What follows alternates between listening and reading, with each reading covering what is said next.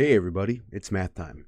And today we're going to do the last of the transformations, which is dilations. We have gone through translations, which is the motion of sliding an object, reflection, which is the flipping the object, rotation, which is turning the object, and dilation, which is changing the size of the object.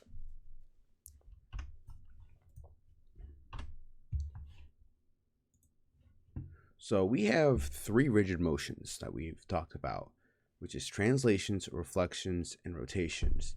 All these motions keep the shape congruent. So if you notice, if we ever take it, we can actually, the motions we are doing it, we can put these shapes on top of each other's and they would be this, all the points would line up with each other. They would be the same shape and size. So they are congruent. Dilations, this transformation, dilation is not a rigid motion. Dilations, when performed, does not preserve congruency. It keeps the shape, but doesn't keep the size, though they're not congruent. This motion makes shapes similar, but not congruent, and that's important to remember. When we talk about a dilation, there's something called a scale factor. This number is greater than 0.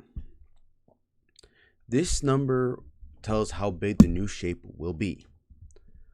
There are two rules with the scale factor. In this case, we're going to have a as a variable, a being the variable in place for the scale factor.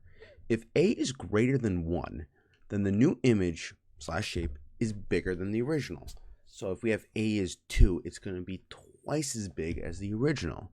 If we have a is less than 1, we have a fraction and the shape is smaller than the original. So when a is less than 1, we have a decimal point. It is part of a whole. So that's what a fraction is. So when we have that fraction, it's going to be smaller than the original. Rules. Like rotation, there is a point of dilation. For now, the point of dilation is through the origin. It's going to be the origin. So when we have an axis, that is when the point is 0, 0. When the point of dilation through the origin, then the rules to use is times the x value with the scale factor gives you the new x value for the point, and times the y value with the scale factor gives you the new y value for the point. So it's important to understand when to use the scale factor. I always wanted to say that when I think of dilations, think of having a shadow. You shine a light, a flashlight on an object. That shadow is typically bigger than the actual object. And I'm using a fidget spinner for this reference. But if we did this, the shadow will be actually bigger. Think of dilation like that. Where that point is the flashlight, the point of dilation of the flashlight. Your original shape is whatever you're shining that flashlight on. And the new image or shape is the shadow. So that's when a is greater than 1. And then just think of, I don't really go with the fraction, but just know that when we have a fraction, and that fraction is less than 1, just know that it's going to be a smaller shape. I'm going to give you an example of dilating a square with a scale factor of 2 with a program called GeoGebra. So I already have that pulled up here. So I'm going to be nice, and I'm going to give my point, we're going to give it 3, 2, 6, 2, 3, 5, and 6, 5. And now I'm going to connect these points like this. I want you to notice something. When I do this, I want you to see the distance, because this is a square. When you see the distance of this.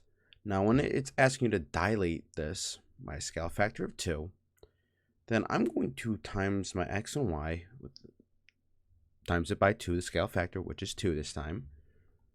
And my new point, so I have 3. So my new point will be 6, 4. because 3 times 2 is 6. 2 times 2 is 4. Another one is going to be 12 and 4 up there. And 5. Ooh, I gotta go up here, which would be 10. Oh, whoops. It'd be sorry about that. 10 and 6. I'm gonna boop. 10 and 6. And then lastly D. And that will be my new shape. Okay.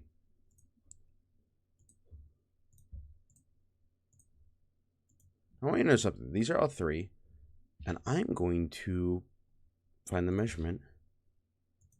It doubled the side length.